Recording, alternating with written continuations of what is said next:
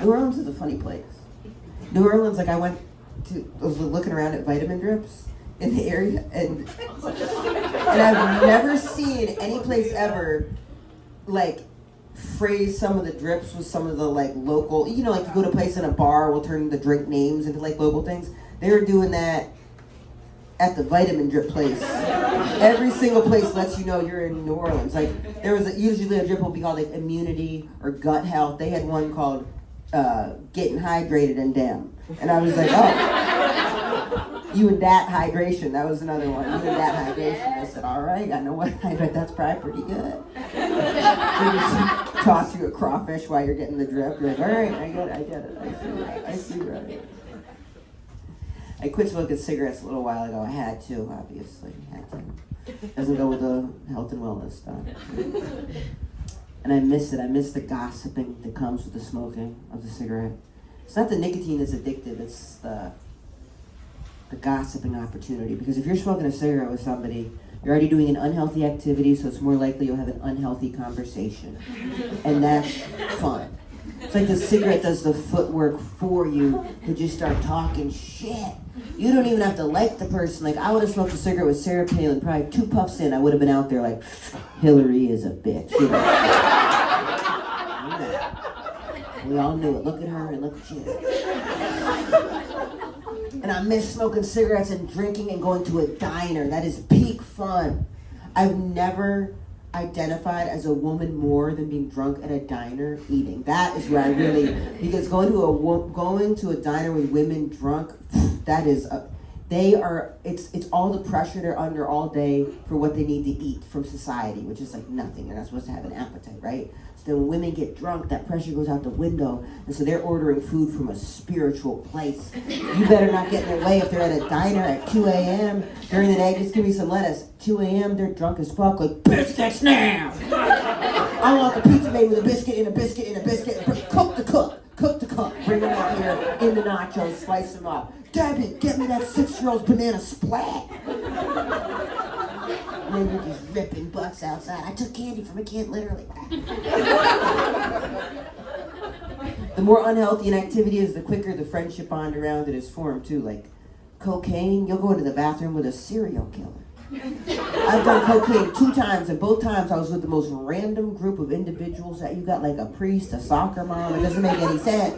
And you're just in a small bathroom stall, forehead to forehead, like, we gotta start a business, guys.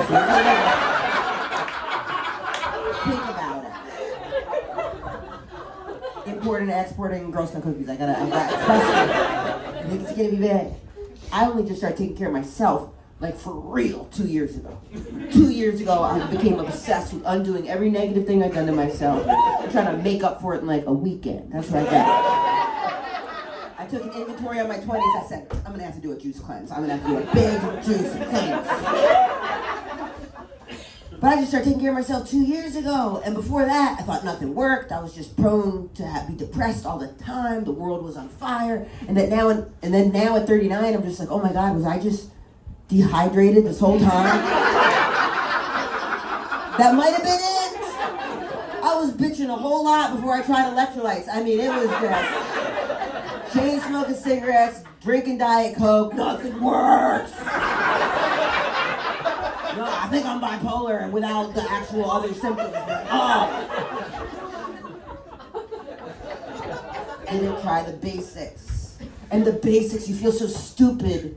I feel so stupid seeing that the basics work now at like 40. Like taking a walk. Makes me feel better. People who take a walk, oh my God, this one, breathe.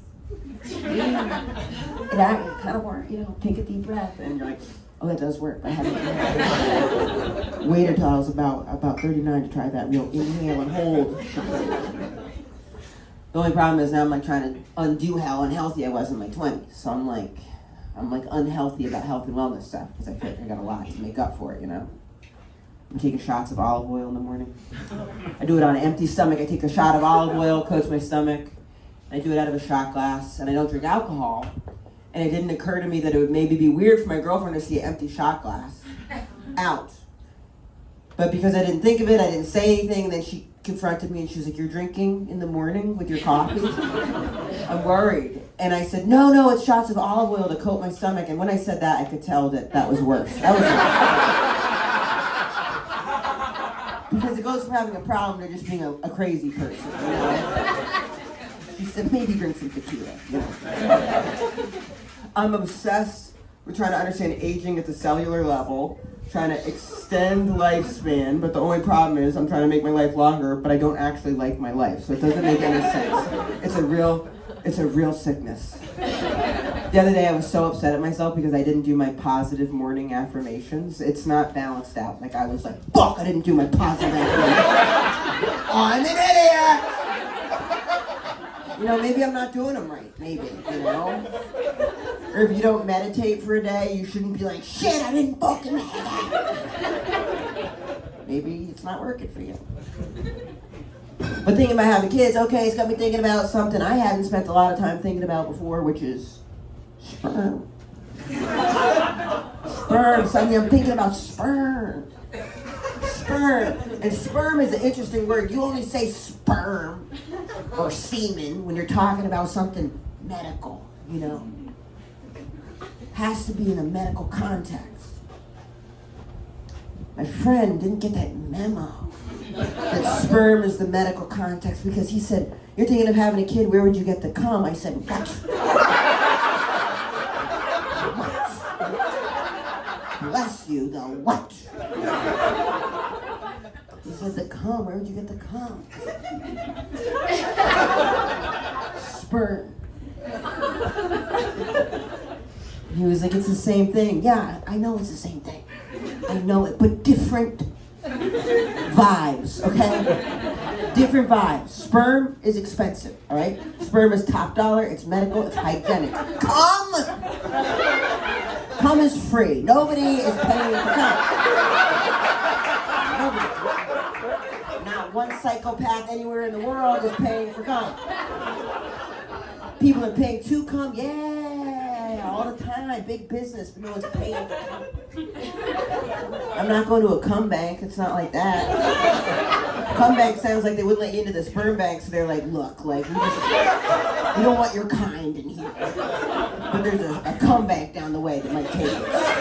Between the vape shop and the 7-Eleven. Ask your big dog, give him some cigarettes, he'll come in your face. Just cum bank. I was in Omaha last weekend, and I said no one's paying for cum, and this guy, like, you can never tell who's going to respond to something. Like, he had a cowboy hat on, he had some type of leather vest, sawed-off tattoos, and I said, no one's paying for cum, and he started smacking his hand on the table, and he was like, no one's paying for cum. But now I think about him every time I've said that, because I'm like, who was he? What was going on in his life that resonated so much? Yeah, no one's paying for cum. This is what I've been saying. Like, were him and his wife on hard times, and she was like, go sell your cum, and he was like, okay. And then he went out and tried, and he came back, and he was like, no one's paying for cum. And she was like, oh, yes, they are, you're just doing it wrong. You were doing it wrong. And he's like, I swear to God, no one's paying for it. She's like, no, you're an idiot. And then he came to my show, and he's with his wife, and I'm like, no one's paying for cum, and he's like, yes! Right? Thank God. You'll see, that's what I've been saying, it's a supply and demand issue. There are these websites, they profile the guy, they tell you how much their sperm costs.